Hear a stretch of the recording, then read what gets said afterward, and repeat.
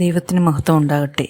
വിശുദ്ധ ലൂക്കോസ് എഴുതിയ സുവിശേഷം 2-ാം അധ്യായം 13 മുതൽ 25 വരെയുള്ള വാക്യങ്ങൾ നാം ചിന്തിക്കുമ്പോൾ, സക്കരിയാവും എലിസബത്തും പൗരോഹിത്യ ശുശ്രൂഷയിൽ പങ്കാളികളായി പ്രവർത്തിച്ചിരുന്ന 2 വ്യക്തികളായിരുന്നു.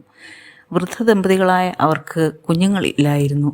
എങ്കിലും ദൈവത്തോട് നിരന്തരം പ്രാർത്ഥിക്കുന്നവരായി കാണപ്പെടുന്നു. അവരുടെ പ്രാർത്ഥനകൾക്ക് പ്രതിഫലമായി ദൈവദൂതൻ്റെ അരുളപ്പാടിനാൽ എലിസബത്ത് ഒരു മകന് ജന്മം നൽകുന്നു. ആ മകന് യോഹന്നാൻ എന്ന പേർ ഇടുന്നു. യേശുക്രിസ്തുവിൻ്റെ ജനനത്തിന് മുൻപായി അവൻ്റെ വഴി ഒരുക്കുവാനായി, അവൻ്റെ സവിശേഷതകളെ അറിയിക്കുവാനായി സ്നാപക യോഹന്നാൻ്റെ ജനനം വ്യക്തമാക്കപ്പെടുന്നു. വിശുദ്ധ യോഹന്നാൻ എഴുതിയ സുവിശേഷം 1-ാം അധ്യായം നാം വായിക്കുമ്പോൾ, എന്നാൽ നിങ്ങൾ അറിയാത്ത ഒരുത്തൻ നിങ്ങളുടെ ഇടയിൽ നിൽക്കുന്നു. എൻ്റെ പിന്നാലെ വരുന്നവൻ തന്നെ അവൻ്റെ ചെരുപ്പിൻ്റെ വാറഴിപ്പാൻ ഞാൻ യോഗ്യനല്ല എന്ന് പറയുന്ന വ്യക്തിത്വത്തെ നാം കാണുന്നു.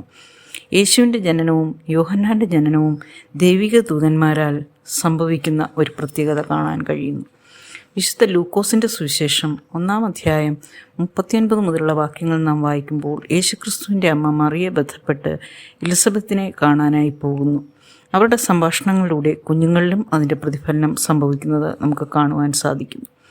എലിസബത്തിനെക്കുറിച്ച് ചിന്തിക്കുമ്പോൾ, തൻ്റെ ജീവിതത്തിൽ സംഭവിക്കാൻ യാതൊരു ഉപാധിയും ഇല്ലാതിരുന്ന സമയത്ത് ദൈവത്തിൻ്റെ അത്ഭുതകരം അവളിൽ ഉൽപ്പാദിതമാകുന്നു. അവൾ ഒരു മകന് ജന്മം നൽകുന്നു.